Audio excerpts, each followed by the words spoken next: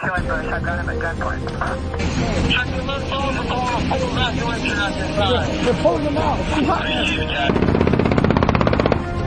911. Advise ready for camp. Welcome to another episode of War Stories. I'm Tom. And I'm Chuck. And we are fresh back with a returning guest friend of the show because we're lucky enough to have our schedules work out. Retired Major Joe Patterson. How are you, Joe? I'm good. Happy birthday to the Marines. Happy Veterans Day to all of you out there. Yeah, I was just about to mention that This is being recorded the day after the Marine Corps birthday and the day of Veterans Day 2022. And I'm surprised you guys are not completely hungover. So, funny story. So, my wife deserves a night out, right? She's a night out with her friends, little girlfriends or whatever. And one of her friends decided to plan some shit. I knew this about 3 weeks ago. And she's like, "Hey, do you care if I go with the girls?" I was like, "No." I was like, "What day is it?" And she's like, "Oh, it's like a Thursday or Thursday." Yeah, Thursday. And I was like, "Oh, what day?" She's like, "Oh, in November." I was like, "Okay, cool." Didn't think nothing of it because it was like October. And then it's coming up close. I'm like, "So what day is it?" And she's like, "Oh, it's November 10th." And I was like, "Do you know what fucking day that is?" She's like, "No." And I was like, "You fucking better." You were That's so the Marine Corps offended. birthday. And she's like, "Oh," I was like, "Yeah." I was like, "I didn't know you served. I didn't know you're a Marine. And you're going to go out and like hang out with your girls and have some drinks? That's cool." So I fucked with it a little bit, but I was like, I don't care. I sat home with the kids, had a drink last night. I made a rule: no whiskey in bed. Last night, whiskey No in bed. whiskey I was in like, bed. I'm fucking breaking it. Yeah, because I ended up drinking way too much. I ended up going back for seconds, thirds, fourths, drinking the bottle. But yeah, no. So she got to enjoy the Marine Corps birthday, but she came home early. Saved me from the child. She wasn't a Marine, so no, she saved me from the infant baby 3-month-old that didn't want to go down to sleep and didn't want to let me eat my dinner, and I ate at like 9:30 at night. But yeah, it was a good Marine Corps birthday. Yeah, it was great. I stayed up till like 2 a.m. with the shits. So I was still up late and I was still hung around a toilet. Just it was coming out of my asshole, just not my mouth. You know what I mean? So hoorah, dude. Ladies and gentlemen, Chuck. Fuck me. How about you, Joe? How was your Marine Corps birthday? I was good. I worked. That's how it goes. All right. Right. I have no whiskey in bed stories. So You know what? I don't think I've ever had. Not only have I never had a whiskey in bed story, I don't know that I've ever imagined having to tell myself that no whiskey in bed was a rule that I was then going to break. Oh, I have a fucking problem. That's why. I'm not going to sugarcoat it. I have a fucking drinking problem, and it gets bad. And if I don't drink in bed, I'm golden. No wine, no beer, no liquor. Definitely no liquor in bed, and only have liquor every once in a while. Try to just, if I'm have a drink, it'll just be a beer. Or if I go out, I'll let them make me move some mixed cocktail because it's weak as shit and tastes like water. So Okay. All right. So, Joe, we have you back. It's Veterans Day when we're recording this, and we wanted to talk a little bit, I think, about the veterans and it's one of those things that I get very passionate about when it gets brought up. But we want to talk about the withdrawal in Afghanistan and some of your thoughts about that. And I know we've discussed it on the show before, but that's after discussing it last time, we thought for Veterans Day that would be a good kind of way to start the episode. So what is amazing to me is that we don't have, here we are, less than a couple years later, and I don't see the outrage continuing to be like, why are we not holding people accountable? So take me back to when this all went down and you're watching it. What are you thinking is going on? Talk to me about like how you feel or how you were feeling as a man who led troops to see them, I guess, treated in this way. yeah, it was well, we could really pick your analogy. We could go down a rabbit hole. We could peel the layers of the onion back. Mhm. I can. So I think I'll canvas and start by saying, my opinions are my own. I don't speak for anyone else. I wasn't there, and I really don't really. My thought opinions don't circulate around the actions that occurred on the ground.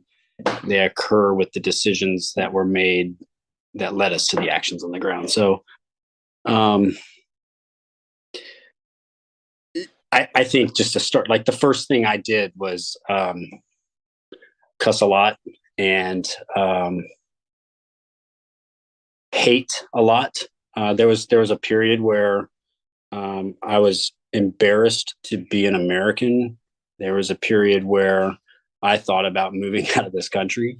There was a period where I wanted to motivate people to speak out and be vocal against what the thing that I was seeing. And then I realized, like, there's a lot. I mean, we can dissect this a lot. So it's like, because I wasn't there, I was exposed only to what information was being shown to all of us on the media, right? Like, we only know, we're only as educated as the best journalism. You know what I mean? Right. And we're privy to being manipulated by narratives that exist on, within the news media. Whether you like those narratives or not, like we have to be very careful about being manipulated. But I can say this: like I was disgusted. I'm still disgusted. I'm having a difficult time processing it still. Mm-hmm.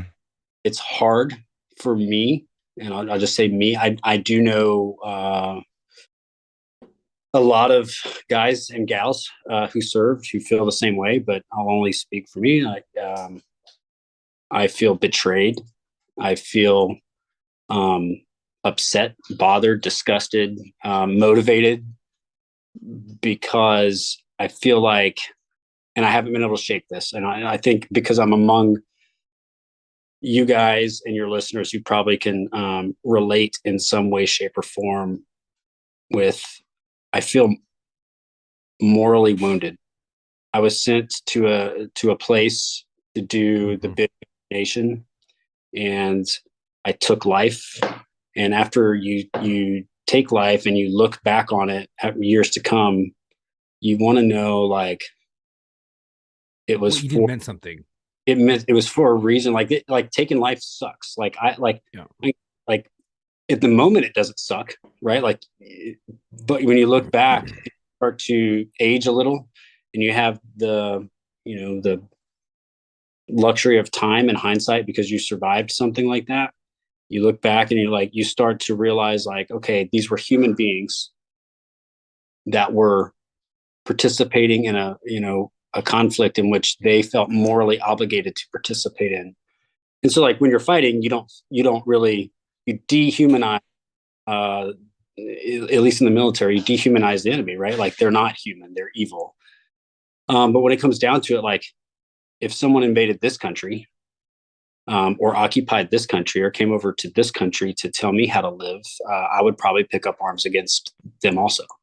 Absolutely. And so, like, as I start processing, like, wow, like, how many orphans did I make, and how many, like, what about those, aside from those thoughts, like, there's a fantastic picture that I adore it. It was taken when I was sitting down with a village elder, and he has his, like, 5-year-old son in his lap, and there's Afghan soldiers standing around. I've got my interpreter, I've got my helmet off, and we're brokering a deal and that deal is basically like, he is telling me he is going to keep the Taliban out of his area.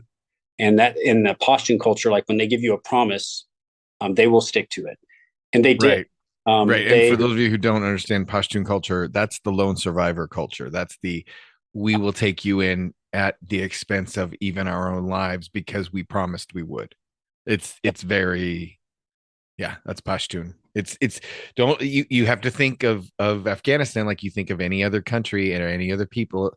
There are subcultures within a group of people, and some of them have traditions that go back further than the United States.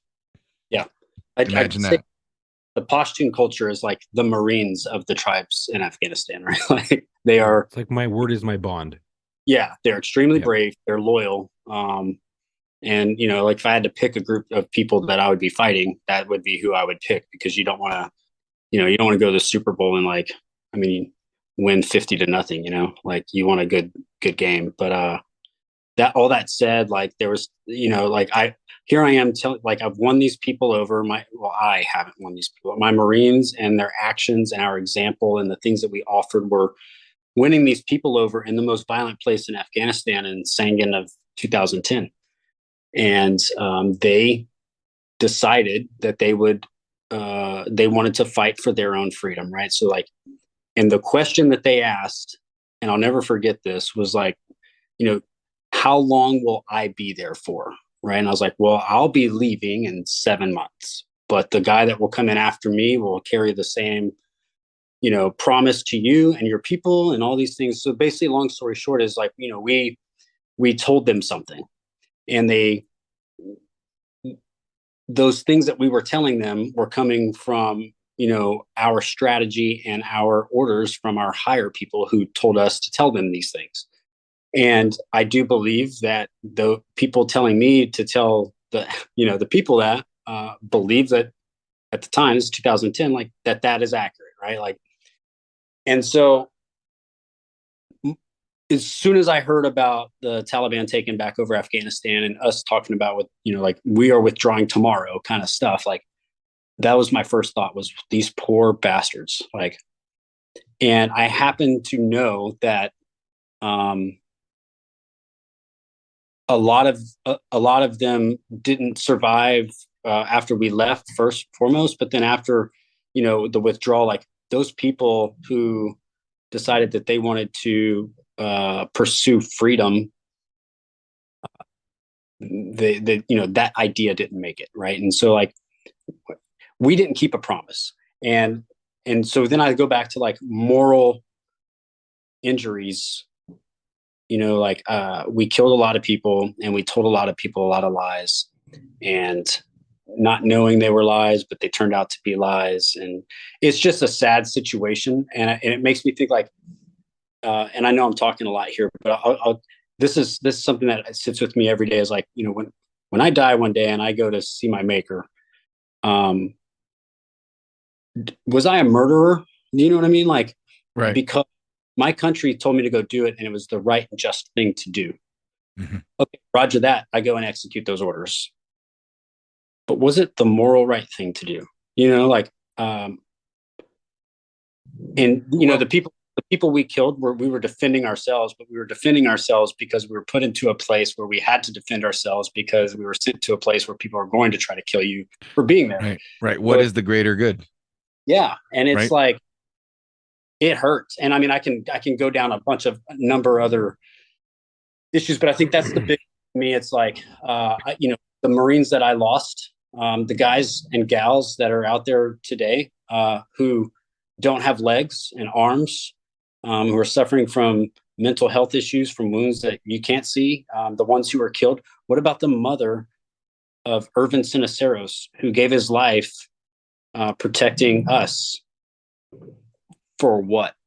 Right. Like for what? And I don't have an answer for that. For what? Like, yeah, we didn't fight for the cause. We fought for the man and woman that's beside you. Your shield is in your left arm because it's going to protect the person to your left. Like, got it.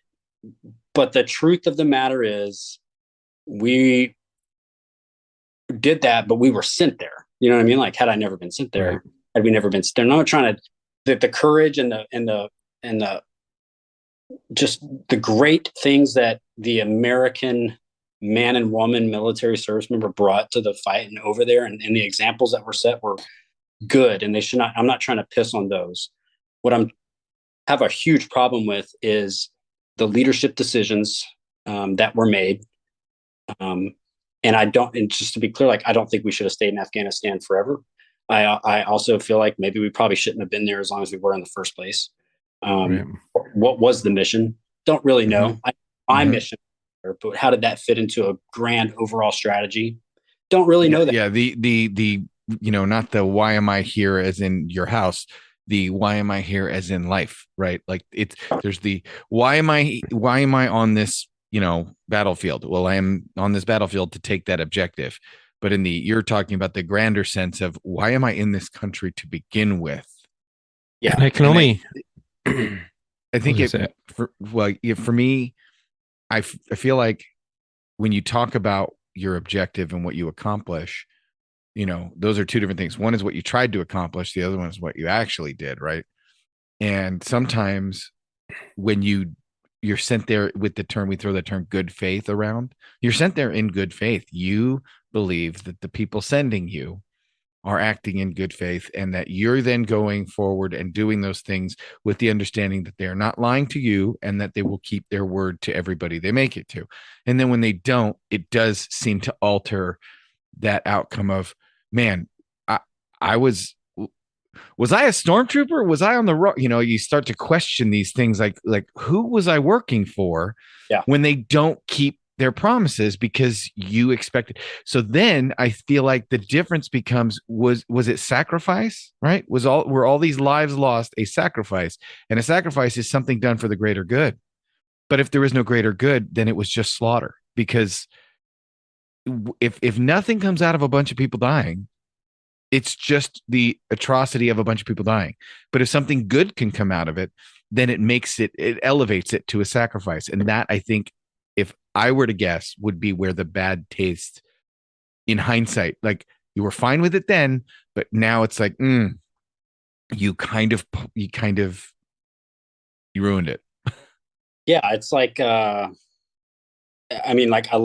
think we've actually talked about it before, that was I on the side of the stormtrooper, or was I on the, because when you watch Star Wars, you're kind of in love with the Empire and you don't know it. But anyway, that's some super nerdery.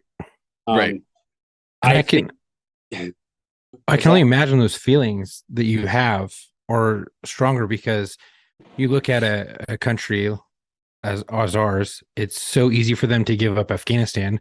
Like, why were we there in the first place? Why was it so easy for you to give up?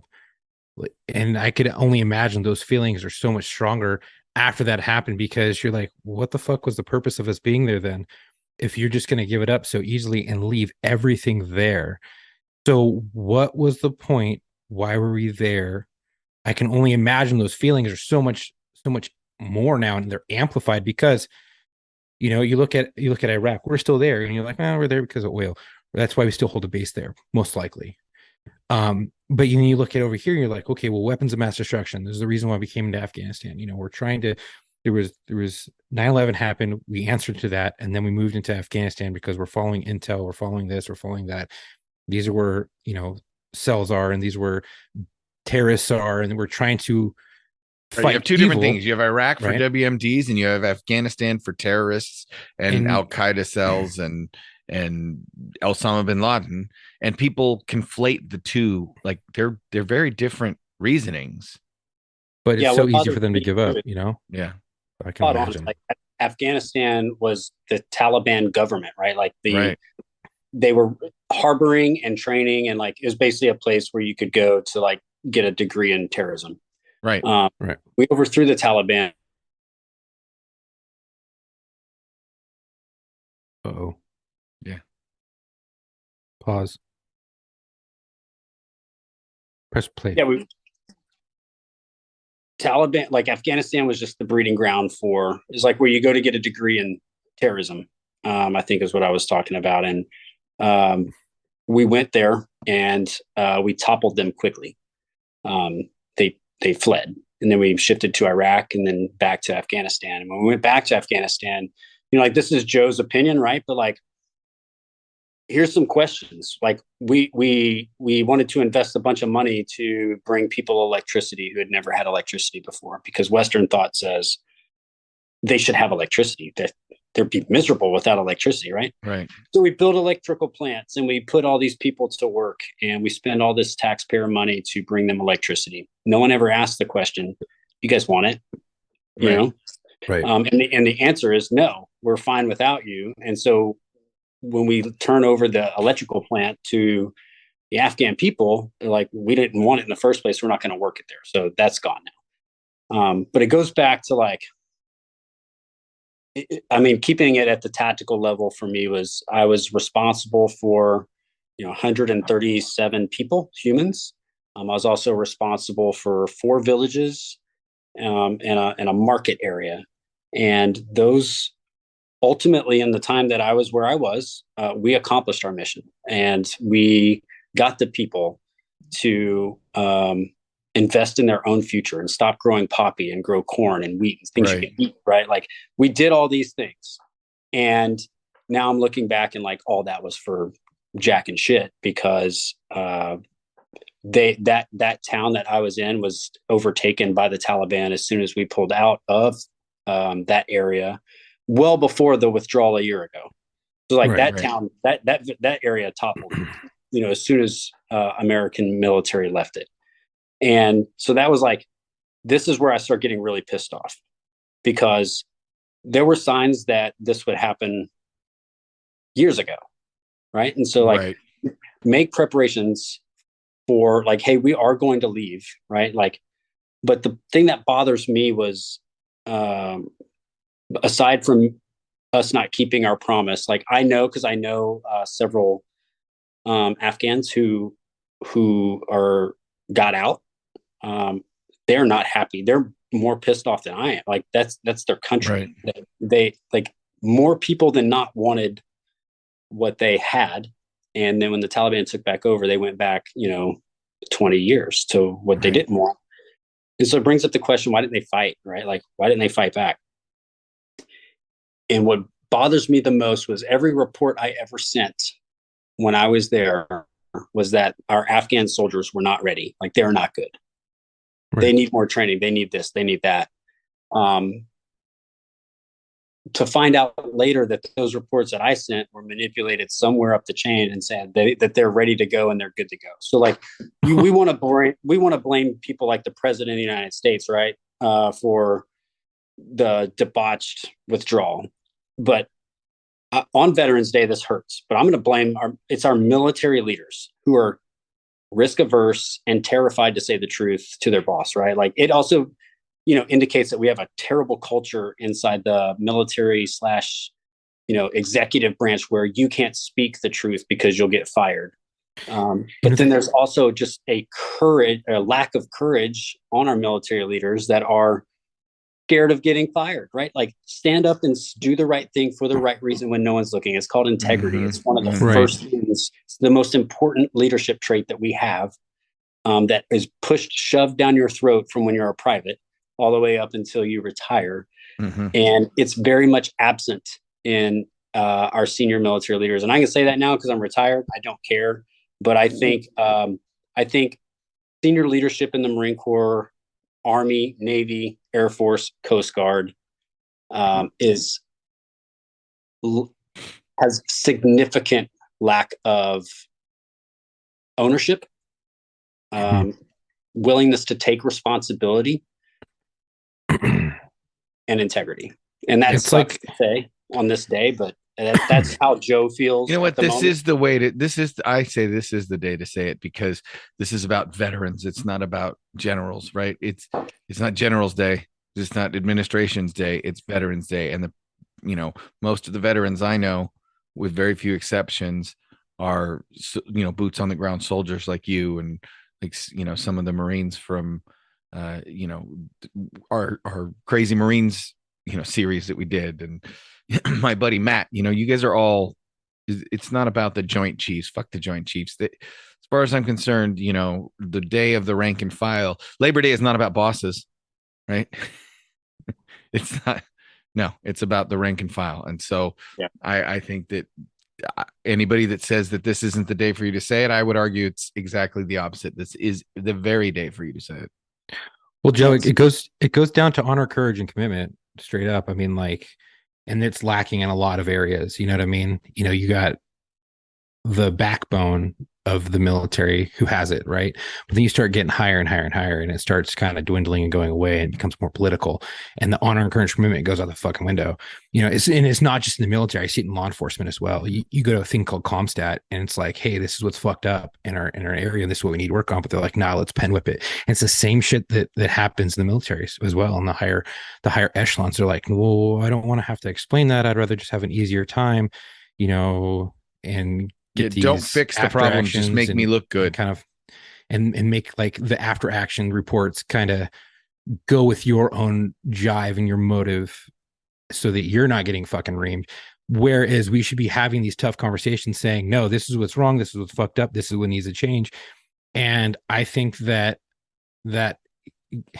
that's lost somewhere along the way, and people are afraid to stand up and be like, hey, no, this is what's fucked up, this is what needs to happen, and this is what needs to change, and this is how we implement it. And I just think too many people are scared, and they're just like, well, I just want to promote, and I see that too often, especially in law enforcement, because it's so much smaller, and you can see that the whole picture a lot easier than a 250,000 strong Marine Corps, or a fucking 800,000 million strong army, or whatever those actual numbers are, but they're up there. It comes down to an individual instead of like a number. Yeah. There's some selfishness that I mean, it's everywhere in our culture, right? It's like the military is no different. But the problem is, like, we preach that we are not, right? So like, leaders eat last, right. Servant mentality. But the problem too is, like, it starts way up at the top. So if you're a colonel and you speak out against a thing, you're screwed. Like, cash it in. And it shouldn't be that way. No, but it should be like, those are the ones who are rewarded. The higher you go, the less of us, because now you're getting into royalty, bro. You're no longer the knights of the realm. You're into the lords, right? Let's face it. Like, in a feudal structure, that's what we have, and when you're doing the Lord's work out there as a knight, and then you go and tell the Lord, hey, this is what the people want, and the Lord goes, yes, I am on their side, and he goes to the king and goes, fuck him, right? Like, at the end of the day, he's still a lord, and he still serves the king. And at the end of the day, this is the same problem with administrators in the police department, in the fire department, in the military. At some point, we all start making those jokes about the hardest part about getting promoted is the lobotomy and the removal of your fucking spine and the removal of your sack. Well, if there's a reason why we keep making those jokes, it's probably because, truest words are spoken in jest, and there's such an element of truth to it. It's such a universal truth that we all have to laugh about it, because if not, we'll freaking rage quit. Yeah. I got a question for you, Joe. Yeah, man. How many NCOs, how many hardcore devil dogs have you seen that will take ownership of their troops, of their younger Marines, the guys under their charge who fucked up? They're like, no, those are my Marines. Like, and they take that ownership, and later they fucking ream them. They're like, okay, asshole, shit rolls downhill. You fucked up. I had to take ownership. I got my ass reamed. Now it's time for you guys to pay. And then they learn that way. How many of those NCOs have you seen do that, but yet they're not getting promoted? And those are the ones who need to be promoted. Yeah, I think I love this question. In my experience, so if I'm going to my Afghanistan time, so when I was a young lieutenant, I couldn't have had better NCOs. And this is why I think I'm so hurt.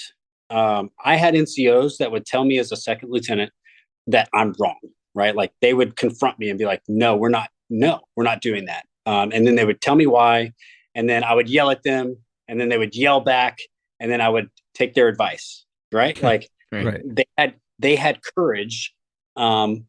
And it helps me, like, it gives me a good feeling too, to know, like, at least they knew they could do that with me. Mm-hmm. But that's just the kind of person I was, where it's like these guys know way more than I know. They've been doing this job a lot longer than I have.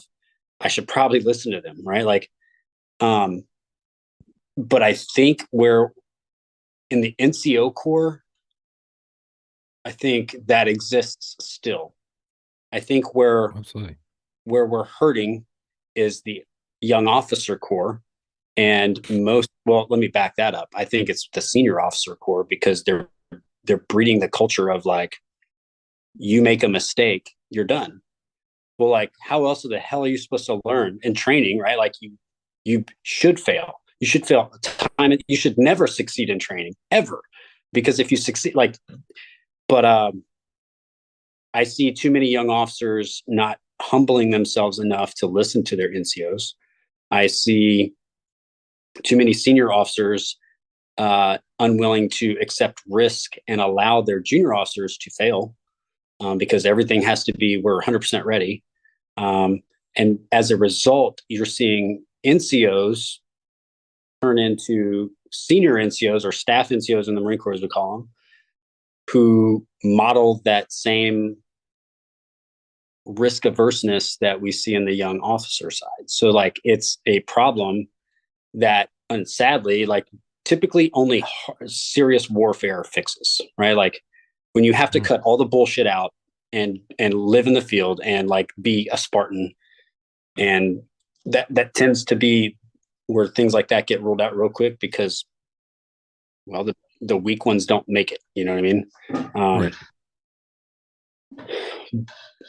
But it's sad to me that we can't get there in training, like without war, so that we could be ready. It's just, Well, I think we can. I think we can. But here's the thing, and this is where, one of the smartest things anybody ever did was tell Japan after World War II, you guys can never have an army ever again. Because if you think about the Japanese ethos and their level of servitude, that servant's heart that we were talking about, in leadership, that was a culture where everybody below you got a free pass for failure except you. If you were the CEO, if you were the general, if you were that guy, you were going to disembowel yourself with a sword, because there was, with that much shame, no man could go on and live among the men in society, because he had brought too much shame upon himself. And the only way out was death, right? Like, okay, maybe that's a bit extreme, but you know what it does? It really does create a culture where accountability at the highest level is literally life and death. Right. And when you have leadership that rules from its ivory tower, that isn't afraid of anything except getting called in front of Congress and, being drummed out of the military, but still being allowed to keep all their freaking money. Yeah. Or join the board of a major. Yep. Yeah. 100%. Yeah. Right. There's so many things that bother me. I can't. Yeah. Well, that's why when you said this conversation was something you wanted to talk about, I was all for it, because we've talked about this conversation so much on the show, but there's a lot of this comes down to exactly what you said, which is a complete fucking failure of leadership. I just thought of something real quick. The Marine Corps is very tough. Our boot camp is tough. Our fleet is fucking tough. Our schools are tough. They're stressed. They're hard. You get treated like shit, right? Your daily routine as a, not necessarily just a boot, but as a non-NCO, and even as some NCOs, is so tough on a day-to-day basis that it just breeds strong men who aren't afraid to speak their fucking mind. And then you look at someone that has, like, in different branches of service, and you have some Army dudes who are like, those dudes are locked the fuck on. Doesn't matter where they've been. They have a hard unit. So it breeds tough men. And then you look at, other softer sides of the military, like parts of the Air Force or parts of the Army or parts of the Navy, where it's not really stressed. It's kind of lackadaisical. It's kind of easy. It's more like a job, right? Where it's just, and you kind of just go with the flow, right? You kind of just go with the flow, except the Marine Corps. Administrative, I've seen a lot of like locked on men and women, but everyone just eats shit in the Marine Corps, right? And I can only speak for the Marine Corps because I'm a Marine. Everyone eats shit. They eat the same shit. And yeah, some jobs might be more difficult than others, but the building blocks are there from day one. And I believe it breeds hard men and women, right? Who aren't afraid to stand up for themselves, who aren't afraid to have a fucking voice. But then you have softer sides that are like, okay, well, we're going to do this. And they're like, okay. And then those people are the ones getting promoted, and then just breeds weak leadership down the road. So I think if the military really wants to unfuck itself, right? And you need to have those strong, generals and those strong admirals and those strong high up there leadership on the officer side, and even some on the NCO side, in all branches of the service, it needs to be hard from day fucking one. You need to have those building blocks set in stone and set in place. The moment we start lacking, the moment we start becoming weak and are like, okay, well, our boots are just going to be, I don't want it to be too tough, yada, yada. And you're kind of like pussyfooting around with them. It breeds weakness, and weakness is not something that we can have, especially in the military. And it doesn't, the more you grow, so you promote and you're just weak, and that's all that's been bred into you, right? And you've been reborn, and now you're just fucking weak as shit. You're not afraid. You're afraid to stand up for yourself, and you don't have that backbone, right? And this might be a hot take, might be controversial. I don't give a fuck. But you need to have hard times to create harder people, right? Men and women alike, because we're all in the military together. So if you have those hard fucking times, you're not going to be afraid to stand up to yourself. And you're not going to be, if you know you're right, you're not going to be afraid to stand up to someone who outranks you. I've fucking done it on the law enforcement side, because I have seen it firsthand. In patrol, you've done nothing but patrol. You've been eating shit. You've had hard areas to work. You've had hard cases. You've just been eating shit that whole time. And you're tactically sound, yada, yada, whatever. And when something comes down the pipe, and say you have, some weak leadership that comes in that's above you by 2 ranks or 3 ranks, and they try to take over a scene, you're like, no, that's fucked up. We're not doing that. You're going to get people killed. And it goes back to what you were saying, Joe. Your younger Marines were coming up to you, be like, no, sir, like we're not doing that. That's not right. We're not going to do this. And this is the reason why. And you're like, that makes fucking sense. Okay. And they're strong leaders. And those are the ones that you want to call you on your shit, or to snap you out of it, or to talk reason into you. And I think that's what we were lacking. And if we want to fix things, that's how it needs to go. We need to have hard times, hard training. Oh, we're going to have hard times. That's for sure. We are headed for hard times. But I think what you're referring to, Chuck, a little bit is the warrior mentality from it's a author, Hoff. I think Hoff is his name. Anyway, I can never pronounce it, but he said, you're talking about hard times create strong men create good times, good times create. Yeah. And ultimately, though, I think, and I'm kind of spitballing with this, so roll with me a little bit here, because I'm thinking about this as we're talking about it, because I'm looking at, what creates, hard times create hard men, blah, blah, blah, blah, blah. Joe, you guys both can speak from both police perspectives or military perspectives or whatever. When you join the rank and file, if you want to promote, right? If you want to move up, if you want to go from being a PFC to a lance corporal, to a corporal, to whatever, however, in the Army, you want to be a specialist corporal. Like when you want to move up and you're the lowest of the low, you have to do what? You have to stand out, right? You have to be outstanding. You have to get the respect of your peers. You have to do your job. You have to show up. It's on you, right? To show that you want to promote. And then when you get to be that, it's again, you will be recognized by the higher ups for doing a great job. It's still that meritocracy, right? Where your hard work is going to get recognized. You're going to get that 3rd stripe. You're going to, get all these different things. At some point, right? You reach a point where you have to have someone kind of mentoring you through the process, because like anything, like going to college and getting your degree, you have to have a mentor through the process. So when you're a sergeant, right? Let's say you're a sergeant looking to make your way up the enlisted, right, to the highest NCO rank, or let's say you want to become an officer. Who would you have to have helping you, right? Someone of the next rank up or above, right? So as a sergeant, you'd have a lieutenant helping you through the process, right?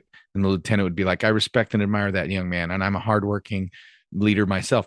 At some point, when you want to make it into major, when you want to make the person who has to mentor you into that position stops being a soldier. At some point, when you want to become what? A colonel? Well, who's mentoring people to become colonels, right? Generals, right? But if you want to become a general, who's mentoring generals? Well, politicians, right? So it's strange how, well, maybe it's not that strange. Maybe it's just very obvious that the higher up you go in the rank structure, both on the civilian law enforcement side and the military rank structure side, at some point, it's no longer your own merit that wins you the promotion. We have to recognize that at some point you are going to need a mentor working for you to help you up the ladder. And then how you make your way up that ladder is going to depend on the mentor and what that person's done. So if you want to make general, well, yeah, then you're dealing with a bunch of politicians, and guess what they're going to look for in their leadership? They're going to look for whatever's going to get them reelected. So if it really comes down to, that means for any military or police structure, when you get up into the higher echelons of brass, right, they're really at the whim and fancy of the politicians that put the generals in place.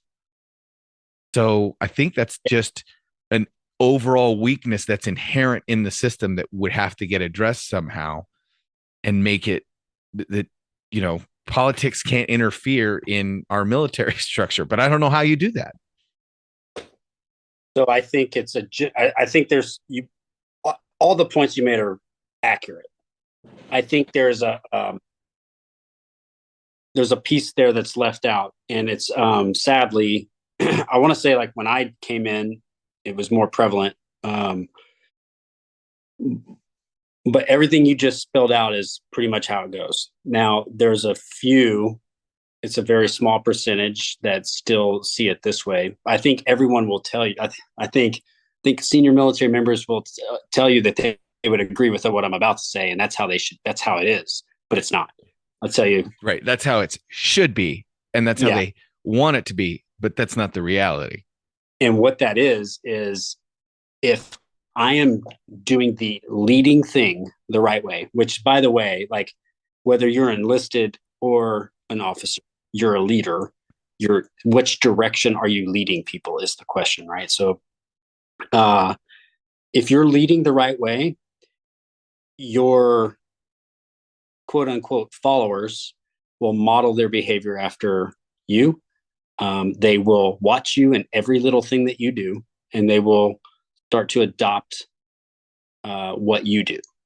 And that is I'm speaking military specifically here. Like, they will conduct themselves the way you conduct yourself when they're off duty, as well as they are on duty. They will start to speak like you. That's a solid leadership principle, I think, in everything. But to do that, you have to be extremely humble, and they have to want to follow you. And you're in this lead versus follow words are not good words, because someone who uses the word like, I'm going to lead and they are going to follow, has already failed, right? Like, I am one of you. Let's collectively do this thing together, and let's assign tasks of like how to piece this thing together and get it done. And through that process, like, people emerge as like the leader, but really anyone, if you're doing it right, anyone inside that group could step up and take that anyone else's job, right? But it comes down to, if you're the thing that you're leading, whether it's a platoon or a patrol or whatever it is, does well, that speaks more volumes to you and your crew, that will get you promoted anyway, right? Like, because you will be the guys, like my platoon was securing villages within our first month, where they were like promising to join ISAF, you know, like all these young people will destroy themselves to accomplish the thing that collectively the unit wants to accomplish. And I notice I didn't say like that I wanted to accomplish. Like, we as a group take ownership in solving this problem. We are going to, as a group, solve this problem. My role and responsibility is to get you what you need. Your role and responsibility is to go out and kill the bad guys. Yours is to go find the IEDs, you know, whatever it is. But as that small unit performs well, that gets recognized by, you know, higher people, which, if you're worth your salt as a leader, you don't give a shit about. You just want to accomplish the thing that you were given and be left alone to do it.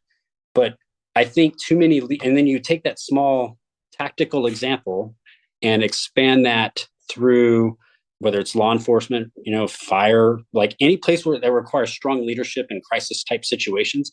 And you wind up with, you'd wind up with a well-functioning organization that has a culture that would make Leonidas jealous. You know what I mean? Mhm. Like, we just are missing that.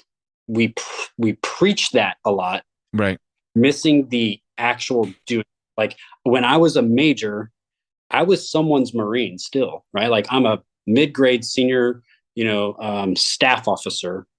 What it felt like was like, okay, you've been in for so long, you don't need that mentor that you were talking about, right? Like, Right. you like, we're hands off, which is good. It's a good feeling, like, be hands off, but like, who's got my back when I stand up to the colonel? Right. Well, no one, because it's on you now, right? It's just like, that thing I described happens down at the tactical level, but it doesn't happen much, in my experience, at the operational strategic level. Even though talking heads will tell you that it does, because and evidence is our withdrawal from Afghanistan. Like, if you'd have let a tactical plan that, you'd have had more people on the ground. You wouldn't add a bunch of people clinging onto airplanes as they take off. You know what I mean? Like, You wouldn't have armed ISIS and yeah, terrorists and left all of our shit. Although I 'Cause have it's been now- enjoying the videos of them trying to fly billion-dollar helicopters and crashing them. That has Now, it's funny as shit. Yeah. now you've given Like, first back- world arms to a country who's just evil. Not the whole country's not evil, but like the ones who are the most vocal are and most dangerous are Well, very, okay. very, very evil. And now they're armed to So let's call a teeth. spade, right? Like, if somebody invaded our country and they said, you guys have a race problem, we're invading downtown Los Angeles, right? And all of a sudden they were there protecting, who they felt was the victim of, racial hatred, was this criminal element in that, these terrible oppressive cops, we believe they're shooting these poor criminals. And then they realize they're like, oh, no, these criminals kind of aren't worth protecting. All right, we're going to leave now. And they peace out, but they leave a bunch of military hardware behind. And guess who has to deal with now? A bunch of dirtbags with military hardware, is the good people of Los Angeles who were, following the rules to begin with. And that's what we have, right? Let's dump a bunch of military hardware. Who's going to pick it up? The farmer in Afghanistan who didn't want to fight in the first place? No, it's going to be Taliban, who's like, cool, we have all these weapons and now we can oppress people more efficiently.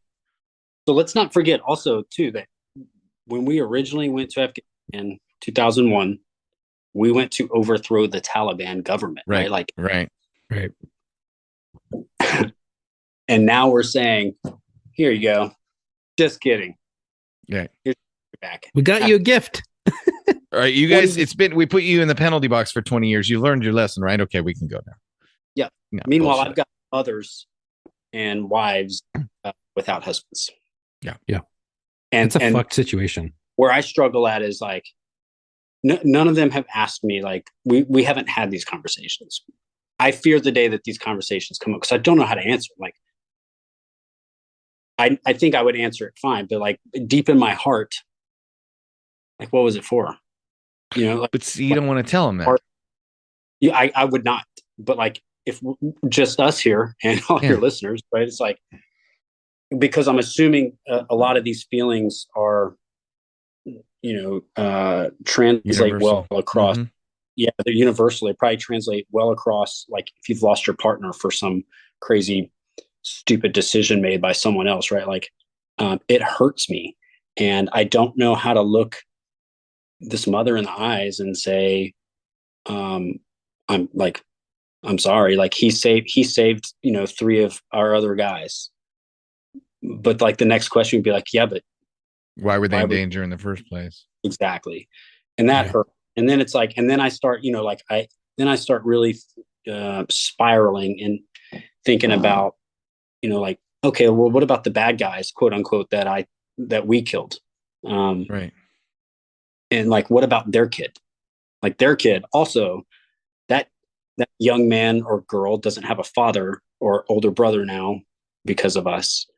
And because of the reason, you can see how these thoughts just like go through, and I feel morally damaged. I mean, like I'm just being honest. Like I've been told like, you shouldn't feel that way. Oh, that's great. Well, I do, and I do, and I do because of what I was exposed to on how that went down. So like if everything that we believe as far as the withdrawal in Afghanistan goes is inaccurate, or I'm thinking about it the wrong way, or wasn't educated well enough on it, then shame on the American information like world, right? Because they are responsible for, like, what am I to do? Like, if I want to find out about what's going on in the world, I have to watch 3 or 4 different news outlets because they all say the opposite shit. Right. And as there's no integrity in the news, everybody wants to feed you their opinion and agenda. So how else are we supposed to like form opinions on current events? And like it takes ownership and time. And where do you even get information? Where do you even start to get information? We just addressed that very, very topic on the last episode of The Locker Room with the pandemic amnesty and the people trying to say, hey, we didn't know. Bullshit. You know, somebody knew. And the problem is that once you lose the trust, whether it's the CDC or whether it's the United States Marine Corps or whether it's the Pentagon or whoever it is, once you lose the trust of the people that are putting their asses on the line or supposed to, like, ultimately, you know, the pitchforks and the torches can come out at any time and we can overpower you, right? That's kind of the general idea behind a democracy. And, you know, so when you're talking about these government agencies, their stock and trade is trust, the trust of the people that give them the authority over them and will comply, right? If we say that the legal limit to drive, you know, with alcohol in your system is 0.08, it means that we believe that there is scientific evidence that shows that 0.08 is a blood alcohol level where you are presumably intoxicated. And we've all agreed to that law and we can all make peace with it. But if those things turn out not to be the case, then we start to question everything. Okay, timeout. What else did you lie about? It's the same. And you look at, I watched The Withdrawal and I was, you know, saw the images and I couldn't help but think of the fall of Saigon, right? I've studied enough. Right. Yeah. It was so sickeningly similar to the fall of Saigon. And somehow, as terrible as it sounds, I feel like the fall of Saigon was handled better. Yeah. You bring up another sensitive topic, which is like, we should all be students of history. Yes. I get shoved books down my throat when you're in the military. It's like, read this, read that, read this, read that. And all these books are great because I know, because I've read them all. And things that are captured in pages are not captured in the media. Like, reading is essential. Yep. Why aren't we reading the books? Why aren't our leaders reading the books that they're telling us we need to read? Yeah. They would, so much would be solved. It's so frustrating to me. Like, and I go back to even my time in Afghanistan in tactical gunfights. Like, I had read enough to know that I will be experiencing this and that, and this is a way these 90 other people have handled it in the past. This will help us, and so we would do that. But like, seeing mistakes repeat from Vietnam in Afghanistan, blows my mind, and like it infuriates me. But it goes down to, if you don't know history, you're doomed to repeat it.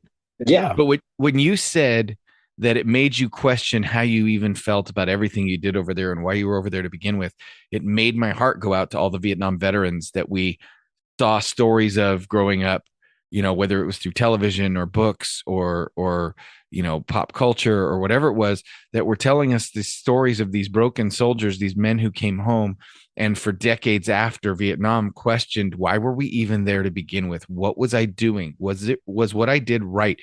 And it's not because they think they're evil. It's not because they think they're wrong. It's that because they look at the facts in hindsight, and they look at how the country that promised them, you know, X, Y, and Z treated it. And at the end of the day, you know, when things like Hamburger Hill, we'll take this hill at the cost of everything. And then when you get up there, you're there for 3 days and they go, fuck it, leave it. Let's just go somewhere else. You know, those kinds of things take their toll. And you're like, time out. I trusted you, and I don't think you know what you're doing. Yeah. I think I'm so glad you mentioned that, because we're going through, I don't think it's good to compare Vietnam and Afghanistan in terms of like they had it way worse, right? But Right. the Vietnam veteran community has been the number one supporter of the Afghanistan war veteran community. It's like, they're like, Mhm. bro, we've We seen get this it. before. Listen to what I have to say. And like, we're seeing it. We're seeing, like, there are some similarities, and what we're seeing is So many similarities. on their own initiative, the Vietnam veteran community are lifting up the Afghan vets. And It's amazing to see too. yeah, and I can't, like, on Veterans Day, I can't thank another population of people for what they've done for my guys and myself. And I would just encourage them that are out there listening, like, please continue to be vocal, because we're like Chuck just said, like, if you don't know history, you're doomed to repeat it. Like, help us not, go through and as this may sound trite, but and far be it from me, I'm never the silver lining guy, but for the guys that did serve in Vietnam and had problems with it, maybe now, as you see these things recurring, it's a second chance for service, right? It's a chance to serve these other veterans and take that pain that you've been living with for decades of questioning and use it to lead this younger generation of soldiers away from the self-destructive traps that you guys found when you got home. It's a second, first was service to your country. Now it's service to your fellow veterans, but it is a new way for you guys to make sense of the pain that you went through and use it for good. So, well, I think that's we're over time, and I could keep going. But that's probably a good place to leave it. Joe, do you have any final thoughts? We still, we keep talking about, like, hey, we're going to talk about Joe's other stories from Afghanistan, and we always find these other great topics to talk about. So we'll definitely have you back. But anything you wanted to say? Major Joe Patterson memoir series, where it's like a fucking 10-parter. We tell his life from day one, and I'm dead serious about this, because I think this would be something fucking great, and we could offer, the beginning of it, like, as a free, and then the next thing is like a subscription based deal if you want to hear the rest. But like, honestly, like, people like this, if their stories are not like transcribed down into history somewhere where you can listen to it, it's just like it just disappears. And these are some of the stories and things that we need to hear, and a lot of them are tough, and a lot of them are uplifting, a lot of them are funny, a lot of them are stark realities that we need to face. And I'd be honored to do it, and I know you would. But you ever see the Ken Burns documentary on the Civil War? Great. You have a lot of good stories. No. It like 100 years from now, there's going to be a documentary about Afghanistan, and it's going to be nothing but podcast clips instead of people reading letters from soldiers. It's going to be so well talked about. It's hilarious. Anyway, Joe, what did your closing thoughts on this Veterans Day?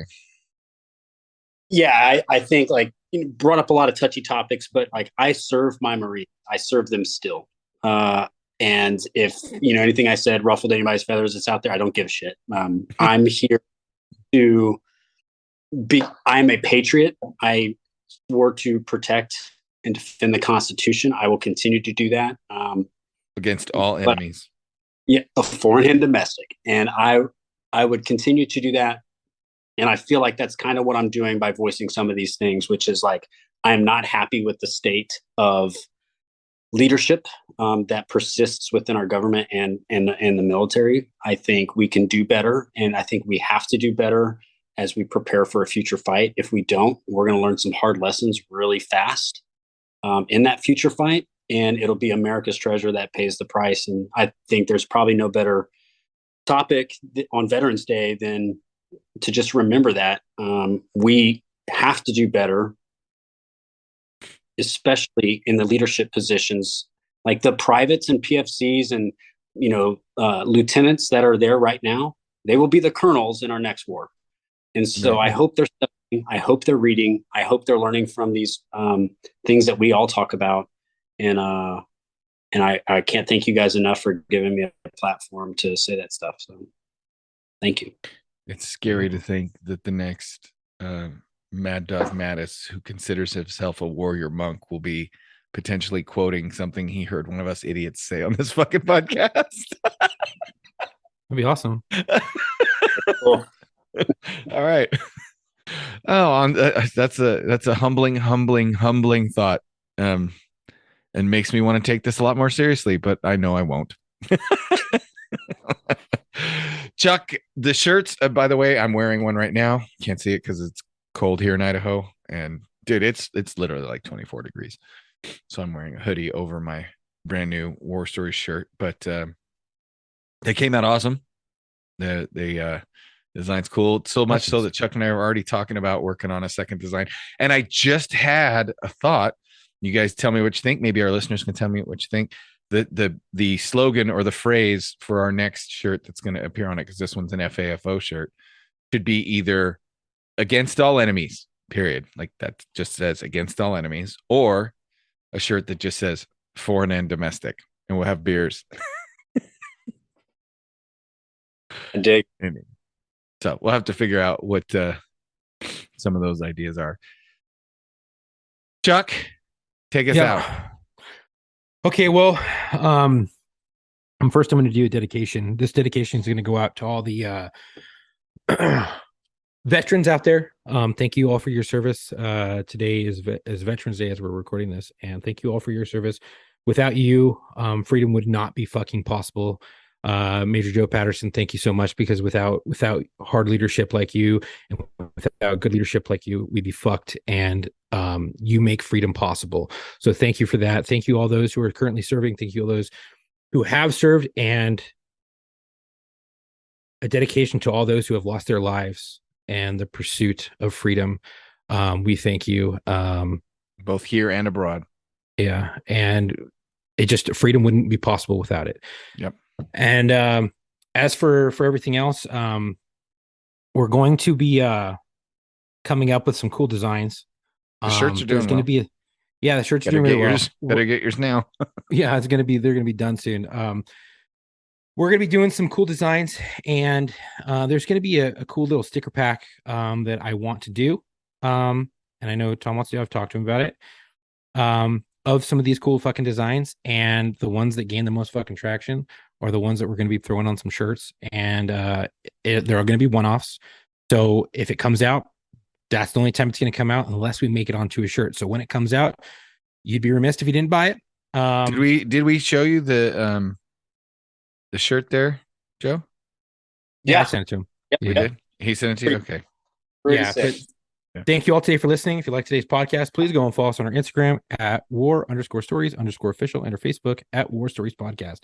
If you already follow us and share our posts and our info, you can also go to the link in our bio on Instagram and Facebook to reach all of our socials, our media, and our website. Our podcast is on all major podcast streaming platforms, as well as on our YouTube.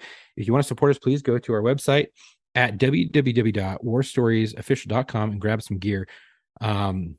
We have a bunch of stuff available still, but it's in small quantities. And if you want to be featured on our show, or you think you have a story or want to share your story, please go to booking.warstories@gmail.com. Again, that's booking.warstories@gmail.com, and send me your info, and I can get you booked. We are looking for law enforcement, corrections, dispatchers, fire, medic, and veterans, and current active duty military. If you have a friend who you think would be a great fit, let them know about us. Give them our booking email.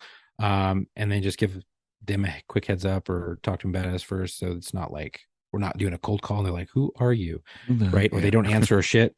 Again, thank you for the support. Stay safe. And when we come out with those new designs, there's going to be a poll. We're going to try to do one on the website as well as on Instagram, Facebook, and try to take the totality of that and then create a couple shirts, or one shirt, or a cool design, and we're going to go with the one that gains the most traction. And then there'll be that sticker pack that'll be a limited quantity, and it could be the only time that design ever comes out. And So we want to bring these cool things to you. We want to, bring the warrior mindset, the culture of law enforcement, of military, of all that shit to you to wear. So if you think of something cool and you're like, hey, I got a great fucking idea, this would be good for a shirt or good for a sticker or good just for a fucking logo, please send it in. Send it to booking, send it to the mailbag, go to link in our bio, send it there. If you send it into the DMs, it can get lost, and I don't want it to get lost, because if you spend that much time working on it, right, and you want to show it to us, please send it to an email. It's easier stored that way. So the mailbag one for War Stories or the booking one for War Stories, send it to either one of those. Link is in the bio on Facebook and Instagram. If you don't have one, fucking go get one. Just for War Stories. Doesn't matter. Just create one. You can have a fake name, whatever, but get one so that you can give us the info if you forget our email.